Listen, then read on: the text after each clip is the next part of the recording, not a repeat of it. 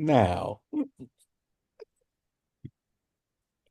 Right. good evening, everyone, and welcome to the initial broadcast for Mason Mondays on a Tuesday. Who would have known that YouTube had a 24-hour timeout before you could actually do a live stream? Any way it goes, we are going to go ahead and make this real. I am so blessed this evening to have with me pastor, prophet, bishop, Jamal Wright of Reviving Generations Church. He is no stranger to many of you as he has been around and he just brings a wealth of knowledge to the platform. And as this is our initial voyage, let me just go ahead and tell you Purpose Refined by Fire is a work that is about 50 years in the making. This is something that began with the first book that I had called Purifier. And I did not want to use that again because I'm no longer in that space. The space that I'm in is my purpose being tried by the fires of life and coming out on the other side pure, focused, and ready. And what I found is that if it's true for me, chances are there are a whole lot of other brothers out there that it's true for as well. So we are embarking on a journey where we're talking primarily to men, but also to women because they have purpose issues as well. So we're going to ask whoever happens to be on the platform to just stick with us because we're going to ask some questions um, of the good bishop tonight, and we're going to move forward. So, without further ado, Bishop Wright, go ahead and introduce yourself. Give us that good old elevator speech and tell us what we need to know. And since he put it out there, I am Pastor Jamal Wright of Reviving Generations. I am also a school-based counselor in pursuit of several other degrees, right? To call this thing to a full circle with me. I am a man that's on a mission to fulfill purpose, right? So I am here to have conversations with Dr. Mason on this good old platform to talk to our brothers and some of our sisters that may be in a space where they have questions and they need answers. So I'm here. So, let me just dive in. How do you determine your God given purpose? Oh, we going there like that? Oh.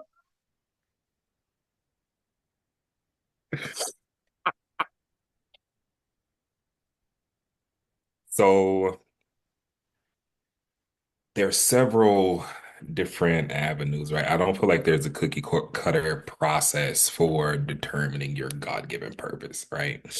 Um, I feel like, and this is me, someone may have another answer for this, but this is me. I feel like it is when you come to the crossroad of natural gifts, burdens, and where you are able to serve others, right? Um, and all of that is developed through prayer, reflection, and mentorship.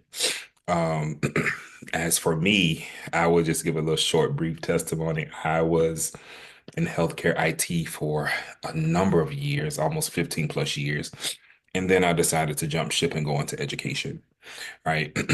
And I am sure, 110% sure that I have landed in my God-given purpose, right? To serve in the capacity of education and not just education, but in the role of a counselor.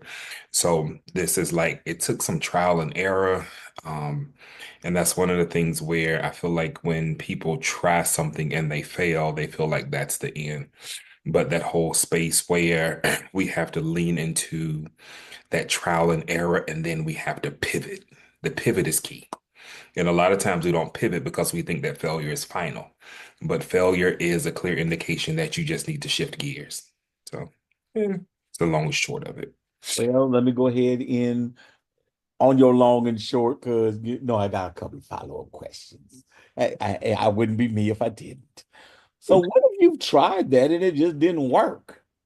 Um, I was going to say something so wrong, God.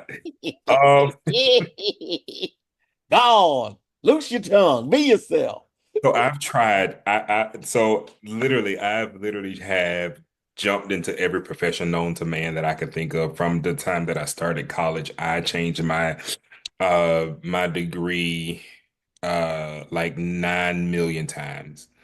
Right. I started out as pre-med when I first graduated from high school, shifted from pre-med to computer programming, left computer programming, went into business administration. Like I literally went down the rabbit hole of different avenues of life. And again, I'm a non-traditional graduate. I graduated at the tender age of 30 something and some change.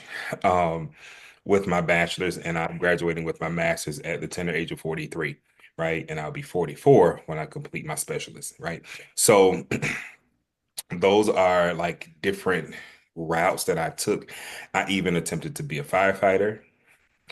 I passed all the tests. I went through all the way to the final round, only for them to tell me, you don't qualify, right? Why? I was competing against other firefighters in different counties.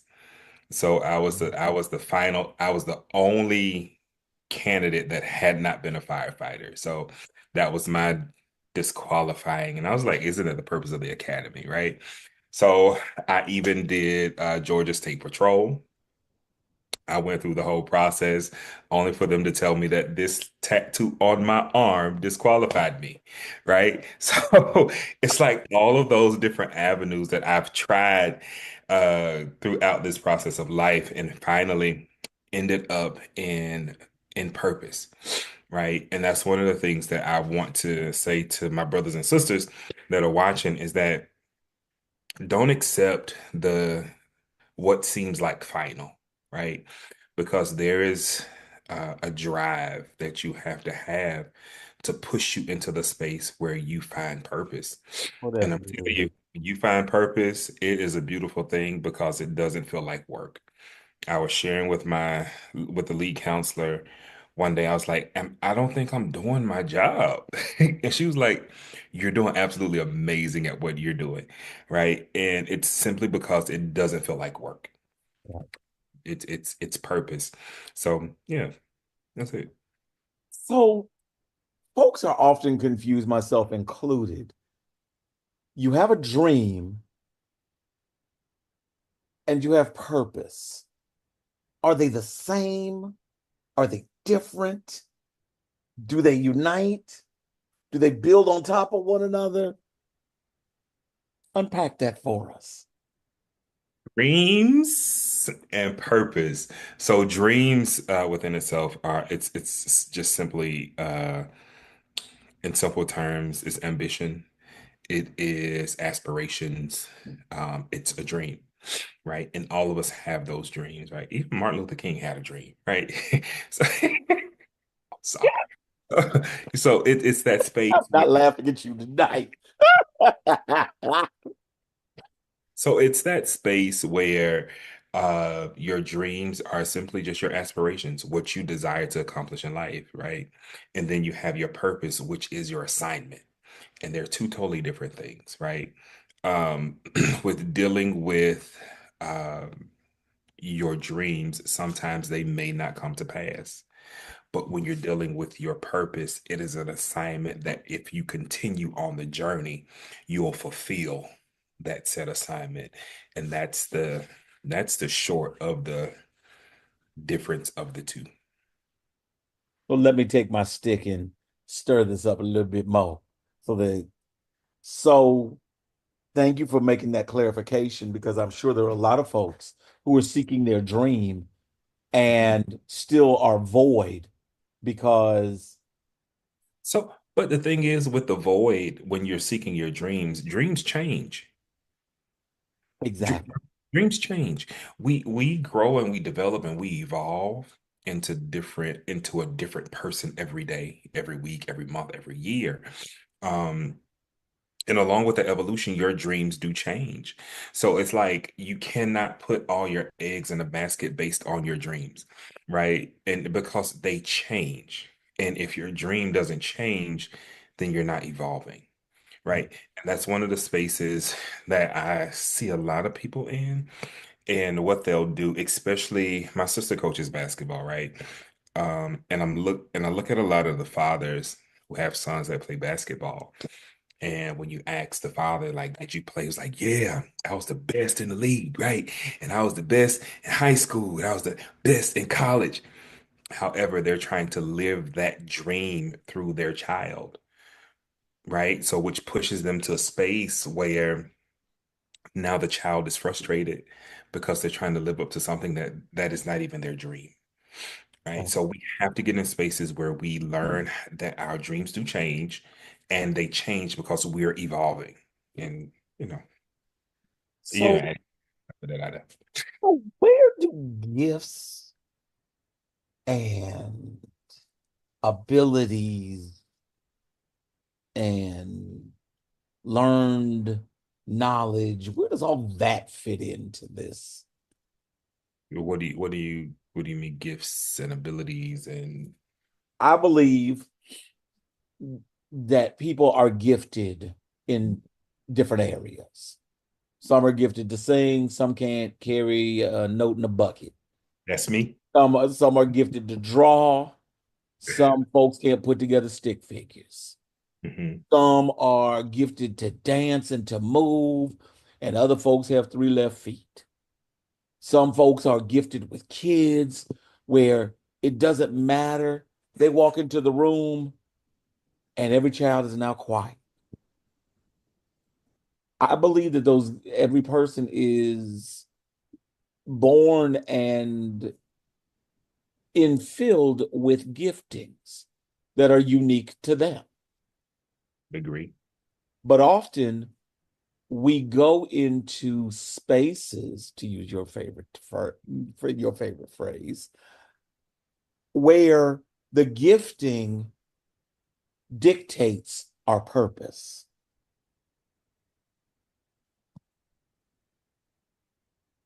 Just because we can do a thing doesn't mean that we should, Come on. right? Come on, Um, Bishop. Come on. oh, Come so on. uh, giftings and abilities are tools, right? They're not the be all end all for purpose, right? We have to honor or reverence those set tools. If you are an amazing singer, that doesn't mean you're going to hit the top billboard, right? There are several people in that space that have the ability to do those things, right? So would we can we say that your ability to sing is a tool for something else? Right? But we don't see it that way a lot of times because we have been molded and we have been shaped to believe that just because I can do a thing, that's my purpose or that's my call. And I feel like a lot of times we lose a lot of people in spaces because we push them based on their ability to do a thing. Kind of like the book that I wrote called Misdiagnosed, right? Plug for the book. Go get the book. Shameless plug, shameless, shameless plug. Shameless plug.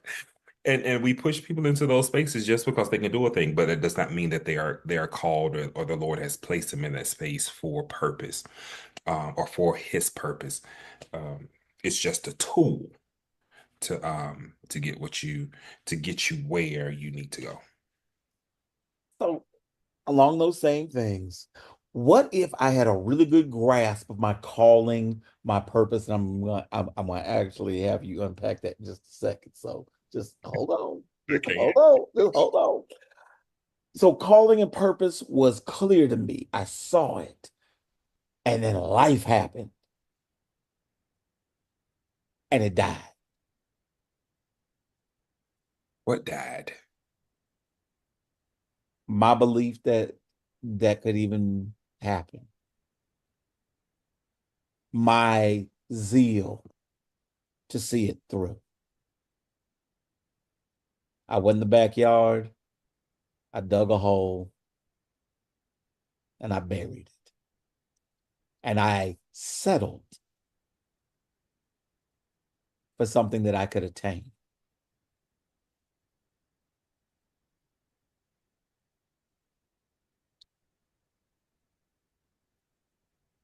Uh, I'm glad this is going to be a replay. I hope you can edit this. I'm not editing a thing. Oh, no, sir. I got fired these questions. Come on. So I just to go back to your question so that I can stay on track a little bit. You're not. Damn, I promise you I'm gonna stay on track. You're Right. not.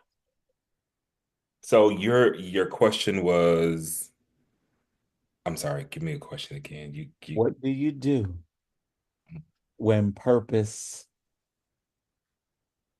has died or been murdered because of life? okay. So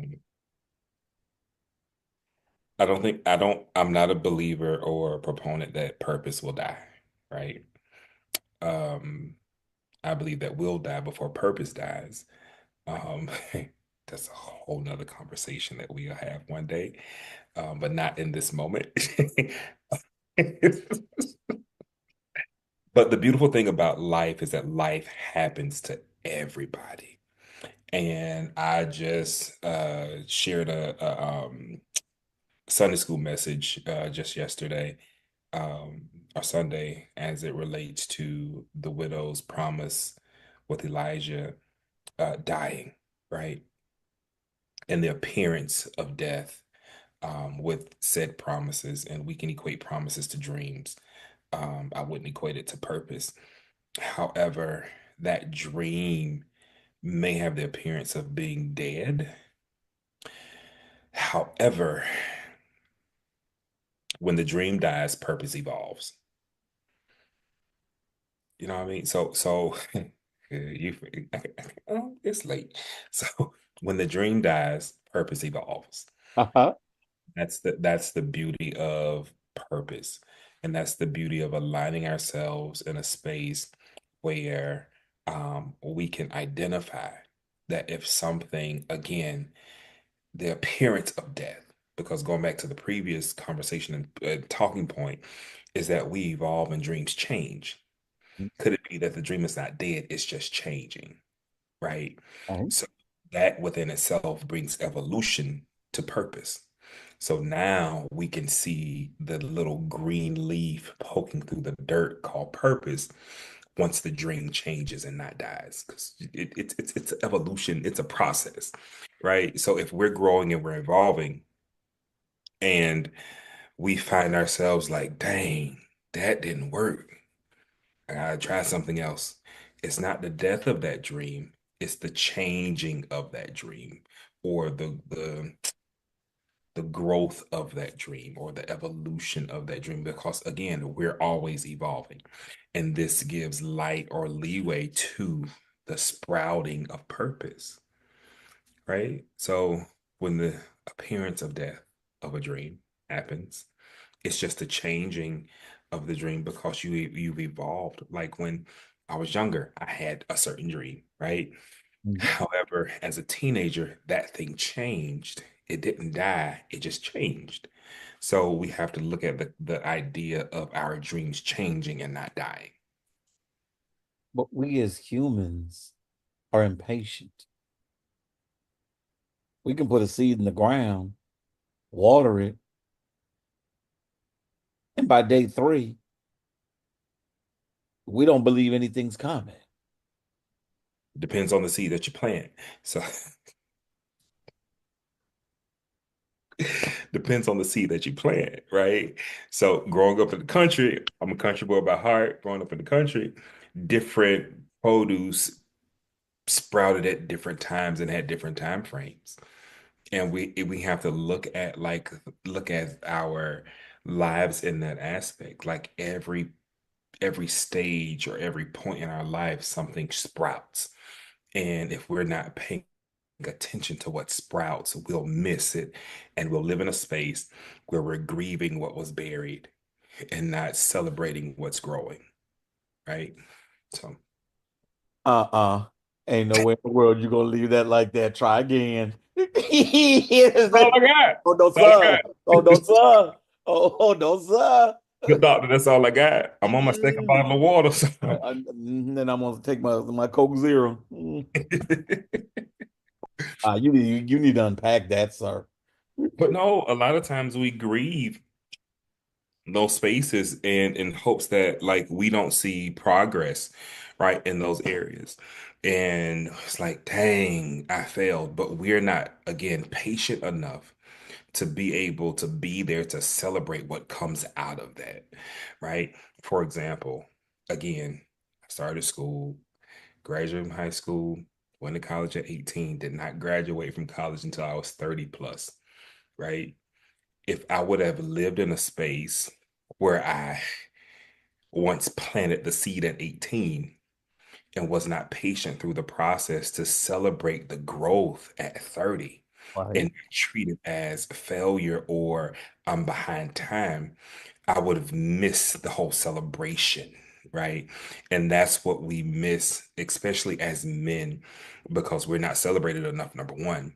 Number two, we are in spaces where we expect immediate return. And sometimes that immediate return isn't there. The investment's there, but the immediate return isn't there. So we have to be patient enough to watch the return grow. So how do you overcome the failure so that you want to pursue, you want to push, you want to move forward? Well, Wrote a song wrote about a song about it. Want to hear it go. it. So there's a place that we have to mature to where we find ourselves when we are connected to mentors or to those that we can glean from. Every person of success in this world has gleaned from somebody else, right? And you need that connection because we are relational beings and relational creatures. We need those connections so that we can find ourselves in spaces once we are connected that will give us the ability to learn how to pivot instead of living in a space called failure because failure isn't final. It's just a simple space of changing the narrative for yourself in that moment.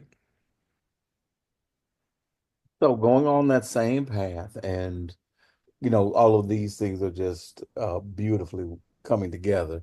And I'm gonna press pause on your mentoring comment because you thought that you were gonna be slick and slide that across the board and nobody was gonna say anything. Yeah, I'm just letting you know. I'm gonna come back to that in just a minute because Okay. that's a huge part of this. But before we do, I've seen people fall into the depths of depression and despair Hmm. because whatever project they were working on failed. Two-part question. Number one, how do we navigate that path without such negative outcomes? And number two, for the brothers who are stuck right there, how do we get them out of the quicksand? Expectations, right? Um, I feel, right? Again, I am not the be all end all. I just wrote one simple book and I went to school twice and get ready to go to school again the third time. Right? So, expectations, right? We have to learn how to not be married to the outcome. And a lot of times when we're married to a preconceived or idea of what the outcome should be, this is what leads us into those spaces of depression because we have literally joined ourselves with the outcome that this is going to be a success, right? And that's one of the things that we have to do is we have to divorce ourselves from the idea or the preconceived idea that this is going to be a success or this is going to be a failure. Some men are in depression because they're successful. And that's a whole nother conversation that we can have, is that we have to detach ourselves from that space where we're married to the outcome. Success has everything to do with your obedience to the process of life. And I said, and I said again, and I got this from Bishop Nolan, is that your basis for success is simply your obedience. And Right. I know we may have, and and the church has given men such a hard road to go, as it relates to spirituality and being spiritual and all these things. And we've drawn the narrative that women are more sensitive to God and blah, blah, blah, blah, right? And this is theology that's born through pain. We'll talk about that on another at another Right? The theology of pain. Lord. Whew. So our obedience to what the Lord has given us, even if you are a man that is not like in the church and you are just living your life because you are a spiritual being, you have access and you have the ability to obey what is being downloaded to you. That download doesn't change because you're saved or you're not saved, right? The Right? Lord's purpose in the earth is because it's based on the vessel, right? So when our parents met each other, we were conceived, their purpose was conceived, Mhm. right? So when we landed in the earth, we again are the solution to somebody's problem in the earth, which no one teaches us that. However, we have to follow those guidelines of obedience, whether saved or not, right?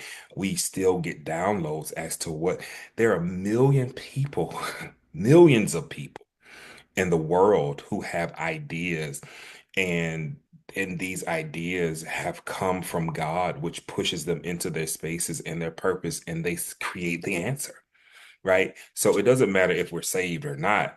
It's the point where are you willing to be obedient to what's been downloaded to you? So while we're here,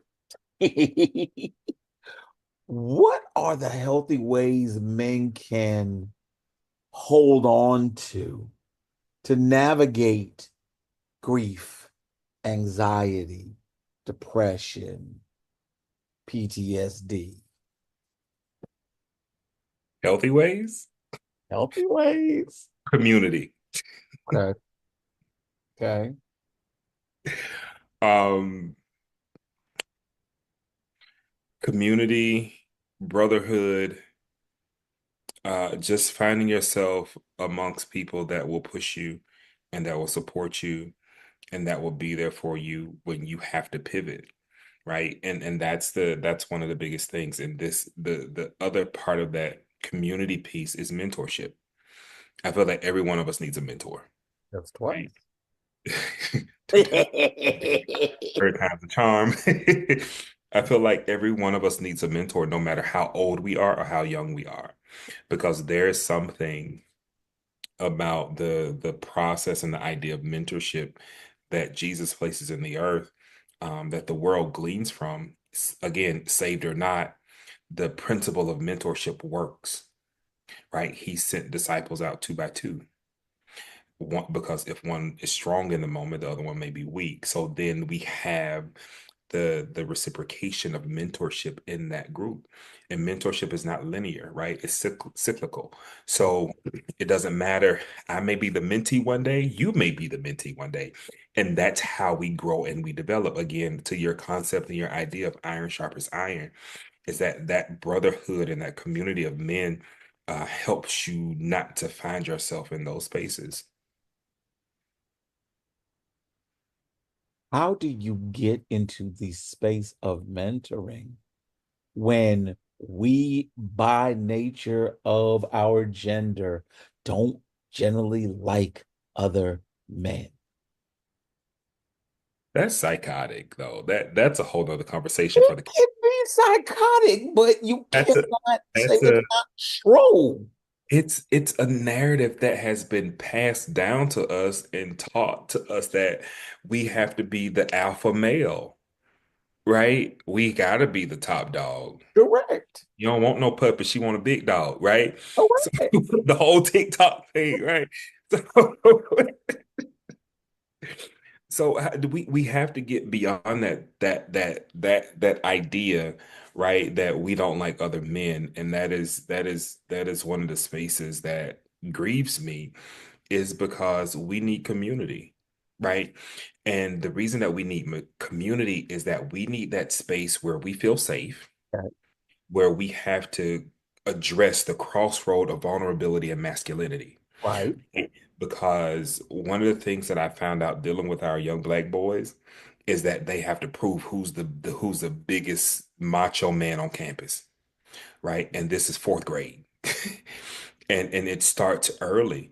And it's the space where I cannot show emotions or how I feel Correct. because if I show that I'm vulnerable, I'm not a man.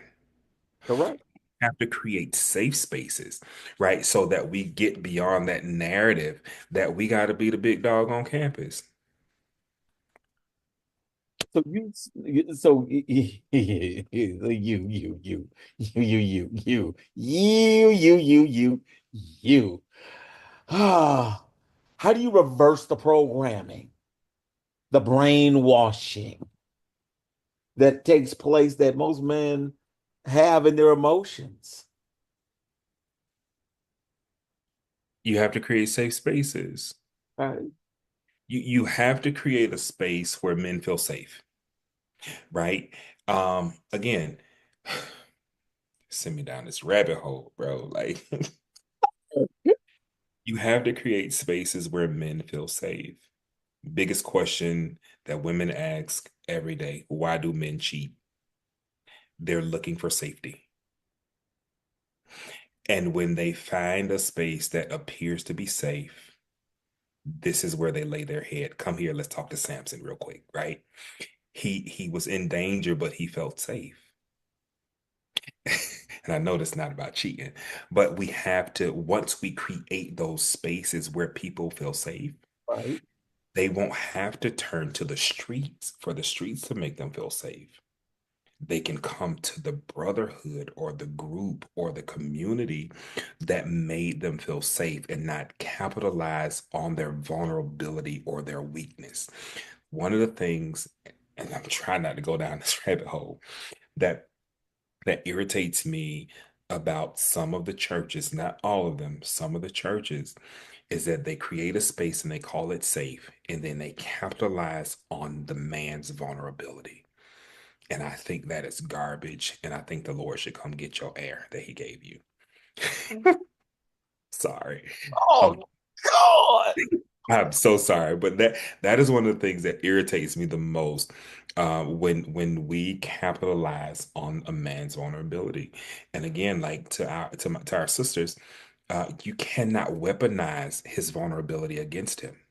If he feels safe enough to share what he feels is his deepest, darkest secret and failure, you cannot weaponize that against him and expect him to stay.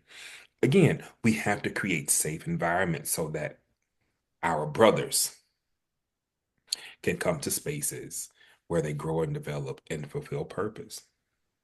And not just women as in relations, girlfriend, boyfriend, husband, wife, but mothers and sisters and cousins, Mm. right? And this is how we grew up. Like people, not me. I'm very like emotionally well because my family is like real close, but my family is the best. Um, but like being in those spaces where your sister or your mother or your grandmother or your female cousins, they capitalized off your vulnerability and use that and weaponize that against you to manipulate you into doing certain things. That seed planted at an early age produces a man that is unaware and so detached from coming into the spaces of community. And they're always seeking for safety. And every time they find a space that feels safe, they'll rest there until that vulnerability and that safety is jeopardized. And then they move on to the next. So I'm glad you're right here. I'm glad you're right here.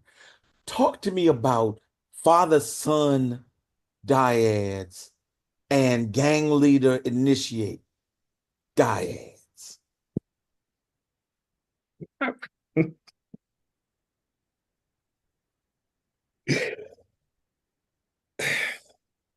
Father son relationships are important, right? And the reason that I say that it is important is because even if the father is absent, he disciples the son. Done it now. Oh, you done it now.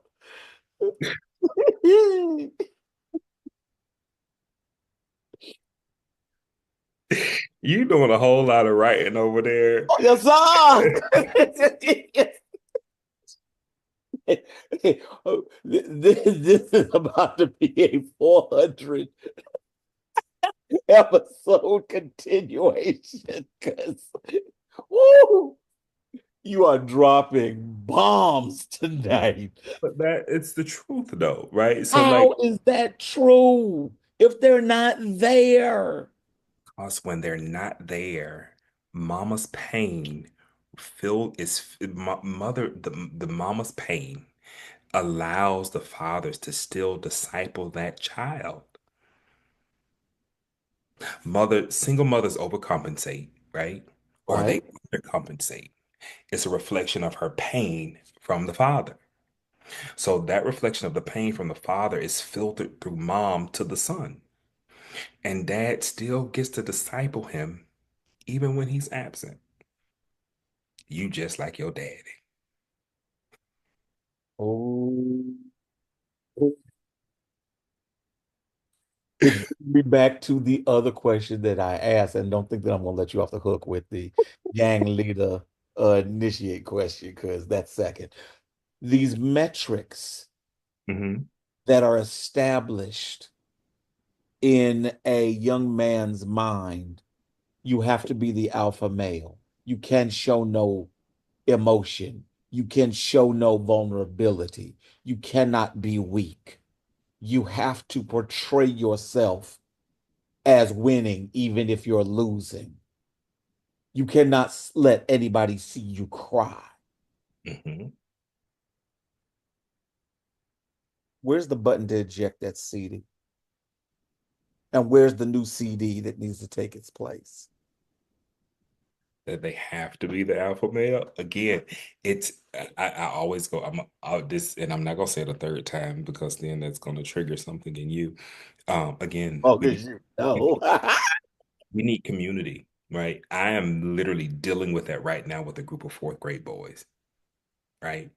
That there's anger when I feel like I've lost, right? I can't cry in front of you because if I do, I'm a punk, right? Um, if I show my emotions in front of you, then you won't respect me as the big dog on campus. You in fourth grade, you, you still a puppy, right? And we have to create that safe space and then take them through the journey of the reprogramming process. Because in order to get that out of them, it's not going to take one session. It's going to take a lifelong journey. Come, let's talk to Jesus and the 12, right?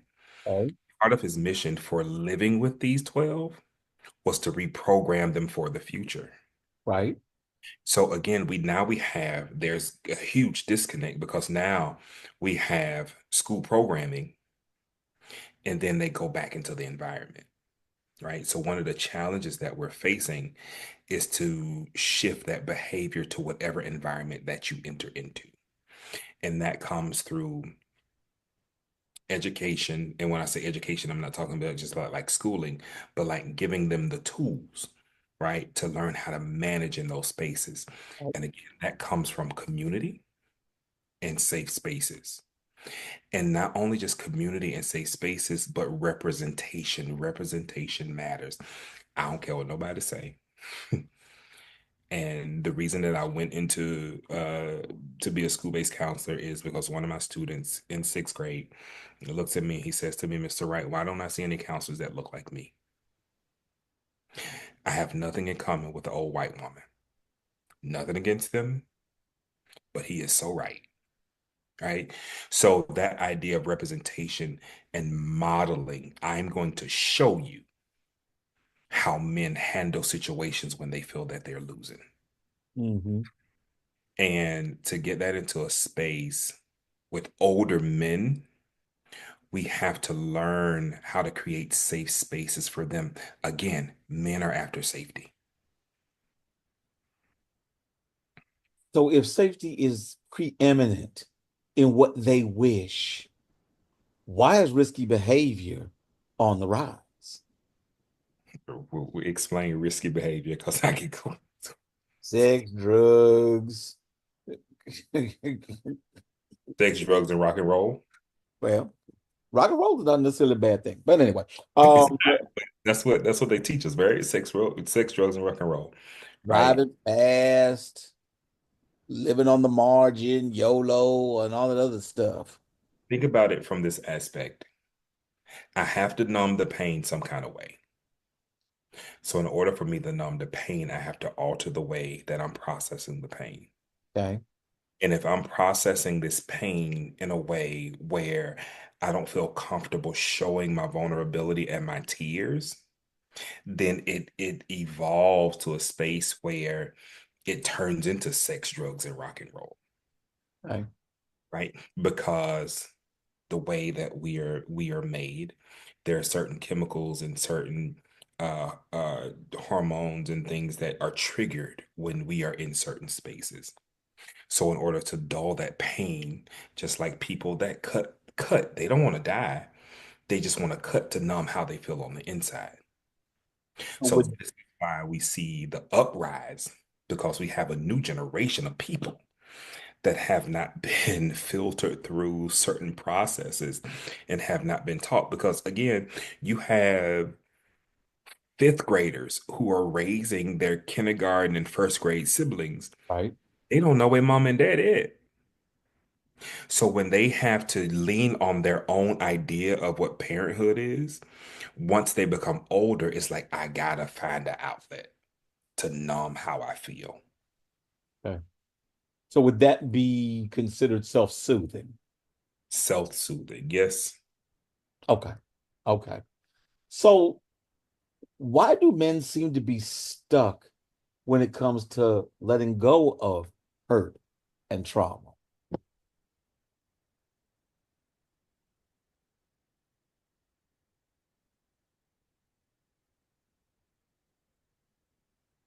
Part You of it, you didn't think all of this was gonna be easy, did you? no, like, no. That look on your face is like, he did not just ask me that. Of course I did. We are, again, we are conditioned to suppress how we feel, Right? right? Um, and again, this buzzword vulnerability, we view that as a weakness. So it makes me more of a man to hold on to this, right? Than to say, you know what, dog, I'm hurt. I am I'm in a place where I'm not happy. I'm in a place where X, Y, and Z happen. Like, to show that piece of vulnerability strips away your badge of manhood. And because this is what we were taught, this is why we hold on to those things. Even if we know it may mean that our world will crumble. You're gonna have to explain this to me soon to be doctor, because that doesn't make sense to me. If I know that my behavior, if continued, will mean the end of all things that I count as normal, why in the world? Why, in the name of all that is holy and good, would I continue down a path that must lead in destruction? Because destruction is your normal. You just said something very key. You don't know anything outside of that. That's your normal. Holding on to your pain is your normal. Now, the challenge comes when you are faced with showing vulnerability. Because again, it doesn't matter how safe you feel or not how safe, but it doesn't matter how much of a brother this other guy is to you or how much of a community that you have. There are certain things that you will not allow to show its face because you don't want to show that piece of vulnerability because it will show in their mindset, it will show that I'm weak. So, is there such a thing as a safe space? It is.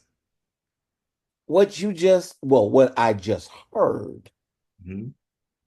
let me rephrase it. What I just heard was I have most of my life normalized pain, normalized disappointment, normalized shortcomings, normalized not having, normalized ad nauseum. So when I'm finally face to face with somebody who says, listen, been there, let me tell you, you don't have to be stuck there. Why would I believe them?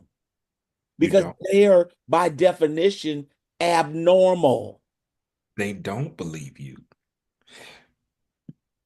Your creation of a safe space doesn't happen overnight. It may be 16 years down the road before he says, I can trust bro, right? It has everything to do with rejection, abandonment, and absenteeism. Like those three things seem similar, but seem the same, but they're not. They're different components, right?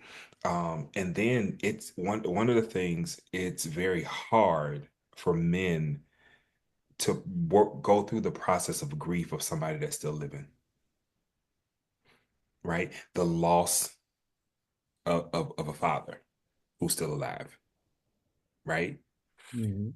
The loss of a career when this was your hope and your dream and you felt so confident about this is going to be my thing and you all of a sudden lose it, right? That process of grieving those things, then again dealing with the idea and the concept of masculinity allows men to enter into spaces where they're not willing and ready, open and available to share, Mhm. right? And be vulnerable in those spaces without feeling like they're weak. There have been times where I've shared, and immediately after the words came out of my mouth, I was like, God, dog, I'm weak, right? And in those spaces where the only thing that gave me reassurance was the community that I was in. They did not judge me or weaponize that against me. Okay. And that's the place that we have to get. We have to get to those spaces where we don't weaponize and we don't use that against anybody, not just men, but anybody, but especially men. Well, I'm gonna take a page from your book. Uh, Everybody take a deep breath. Breathe. Woo. This is so good. I only have two more questions that we're gonna get to today because I'm looking at the time and I absolutely need to save you because I could do this for another 2 hours, but I'm not gonna do that. So, what's the secret sauce in your playbook for facing your innermost hurt? Oh, I don't think I have that in my playbook yet. It's in your playbook. Uh, Facing your innermost hurt. That's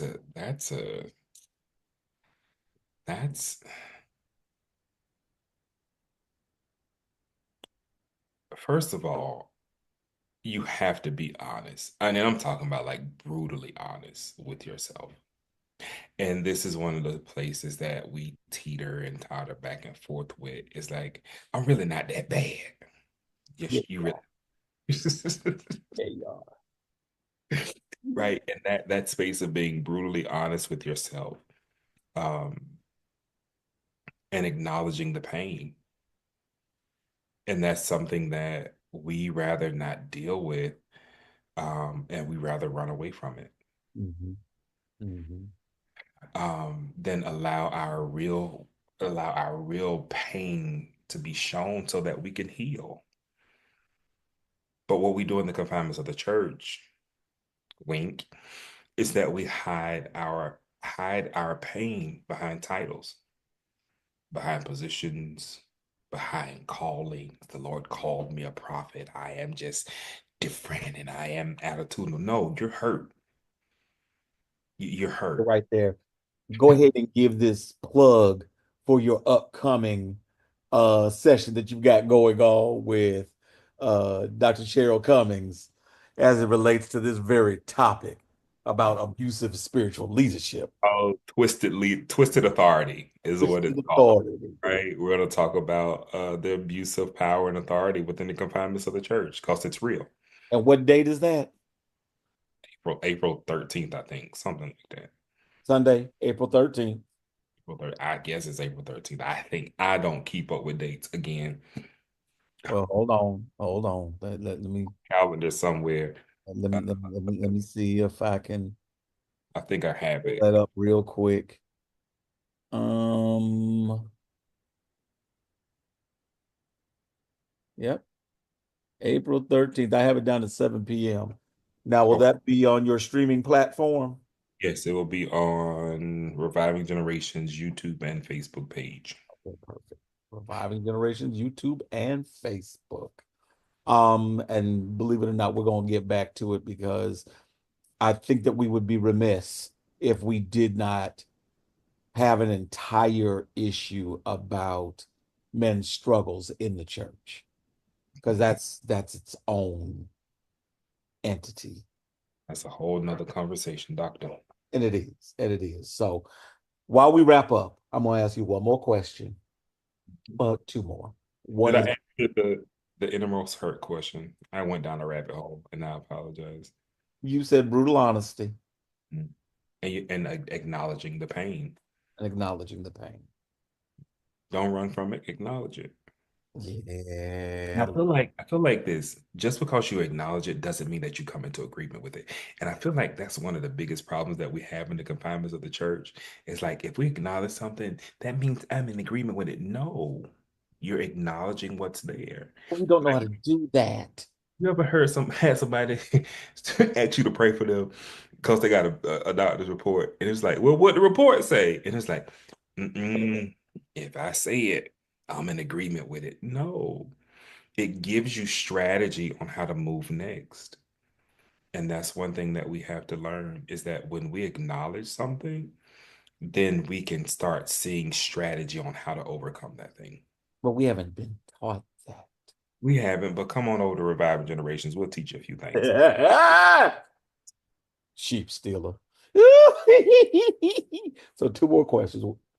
Final comments. What advice would you give to the men who are watching this broadcast?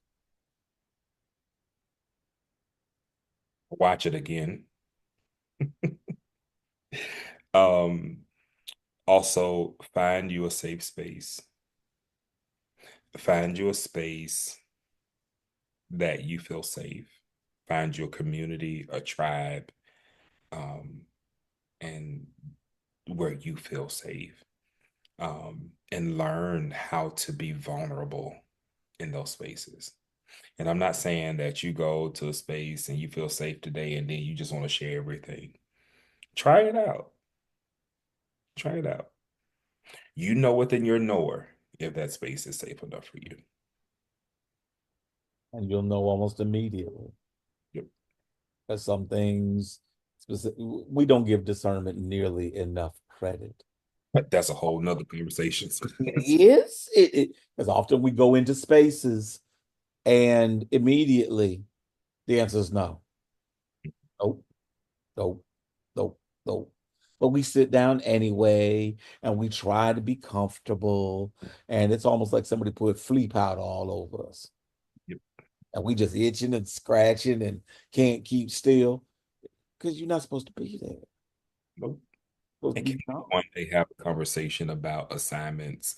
Because I feel like sometimes we fall in love with assignments, and those spaces were never meant to be love spaces, but they were meant to be just assignments from the Lord. But we'll talk about that one day, right? Oh, you messy tonight. Messy and petty, but that's all right. I got something for you. I got something for you. Because again, we treat those assignments as safe spaces. We And have to often learn the assignments how, are safe spaces. huh? That often the assignments are safe spaces. They're not safe spaces to the point where you find yourself engulfed in outside conversations, outside the parameters of the assignment. This is how we fall in love when we start having conversations outside the parameters of what the assignment is. And unfortunately, and you know this, and I won't say this, and I will be done. Oh, see, now you're baiting me. You're funny. You're funny. You're very funny. Um, just as we don't teach men how to stand and be vulnerable in church, we also don't teach men, women, children, billy goats how to disciple. So when an assignment comes, Mhm. we are ill prepared to take We, on the assignment because we don't know what to do with them. and again, we don't know what to do with them as men because we're looking for safety, especially when we haven't been taught the true confinements of discipleship. If you notice with me, right? If I have an assignment of someone who is if I have if the Lord gives an assignment with a female, I never go alone. Right? You will never find me in a Right? conversation. You will never find me in a room. You will never find me in spaces, especially if the Lord says this is an assignment from heaven, right? This is an assignment. You are to do X, Y, and Z to get them to X, Y, and Z. It will always, it will, it will always be, come on, we got to go. Now, Bishop, you have just said three things that you think are normal. I heard from God that Mhm, you will move them from point A to point B. mhm, And here's the season that that's going to happen. mhm. You're making the assumption that everybody knows that. I, Everybody hears that. I'm not assuming that everyone knows that. I'm saying that you noticed me moving in those spaces, right? It was However, if and you, confidence. Like everybody's going to say, me too. oh, I didn't mean it in that tone of voice. Ooh. But I will say this, shameless plug. Come over here and we'll teach you how to disciple people, right? Lord, this is not an evangelistic call. Stop it. But yeah, it will save you a lot of heartache, a lot of pain, a lot of confusion, and a whole lot of stuff, right? But I didn't mean to say it that like everybody should know that, right? I was just speaking for myself. But the reality is, everybody should know that. And I'm giving you a shameless plug to go ahead and get that teaching ready to go. Yeah, I'm about to pull all on your anointing tonight because that teaching right there. Discipleship 101. Yes. How in the world can we even begin to get ready for the end of the last days if we don't know how to disciple folks still? We have no clue. Nobody wants to disciple anybody. Well, I think there's some folks who want to, they just don't know how. Well, I'm not gonna, I take that back. My apologies. Some people don't want to disciple people, True. right? Because if I disciple you, I have to release you. And if I have to release you, that means that you're no longer under my control, right? That's now see that whole toxic covering piece that you were over here alluding to. Oh, that's a whole. Uh, you got some folks that you want to invite to that conversation. I got some folks that I want to invite to that conversation, and we need to have that conversation because that thing is on fire. Yeah, that is a dumpster fire right It's a there. it's a real life thing though. It And I is. don't want to take us off course, but like it's a real life thing, and we can have that conversation at a later date. Well, I'm going to tell everybody. You heard it here first. Monday, May 5th at 8 p.m. We are going to launch the Shift into Purpose 21-day method. And in those 21 days, I've got some amazing guests that are going to join us so that we can begin to unpack the a process that you can use to go ahead and find your purpose, maximize your purpose, get the things out of your life that don't need to be there. And it's going to be deep. It's going to have a wonderful ability on those who join us in those 21 days to literally move forward. And in moving forward, do the things that you have to do in a group where you're going to feel safe, in a group that can be community, in a group that are literally pulling in the same direction towards the same thing. And Pastor Wright has so graciously agreed, Right. I don't go by this. so graciously agreed Listen, uh, to be one of the guest speakers during that 21 days. And you know what? As you've already seen, that man fire. That man is I have a question about your 21 days. Will there be at least 3 to 5 closed sessions that you will have? closed as in not broadcast. We can make sure that that happens. Because I really feel like when you start preserving the safety um, of people, you have a better response um, in those confinements and spaces. We can make sure that those days are not broadcast. And actually, that would basically mean that 1 day per week Yep. is closed. We can do that. Thank you for that beautiful advice, Bishop. I appreciate you more than anything. So, my We last question that I have for you is, are you willing to continue this conversation? sure, why not? We like to talk, right? So we can talk all day. Oh, Jesus, this has been so good. I got so many notes. I don't know what to do. When your profession is to listen, when you get a chance to talk, you just talk. So Well, you know what? When your profession is to be an educator, I can make a curriculum out of anything. And this, sir, is nothing short of just amazing. So I thank you from the bottom of my heart for this inaugural voyage.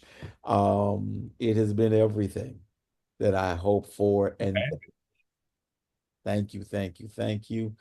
And for those who will join us next week on Mason Mondays, um, it's gonna be even better. So see you next week, 8 o'clock on this YouTube station. Have a great evening.